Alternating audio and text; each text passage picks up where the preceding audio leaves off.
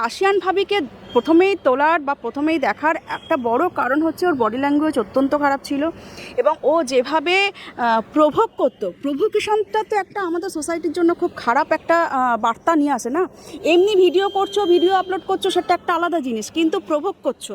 এইবার সামনে যারা দেখছে, ছেলে বলো, বুড়ো বলো, বয়স্ক বলো, যাই কিছু, এবার সবাই তো আর সুস্থ মস্তিষ্কের নয়, বা সবার তো কন্ট্রোলিং ক্ষমতাটা তো এক নয়। তো এই যারা সুস্থ মস্তিষ্কের নয়, আমরা তো এটাকে অস্বীকার করতে পারবো না যে আমাদের সোসাইটিতে বা আমাদের আশেপাশে কোনো খারাপ মানসিকতার মানুষ নেই। খারাপ মানসিকতার মানুষ হতে আছে, তা নাহলে তো ক্রিমিনাল অফেন্সই হতো না।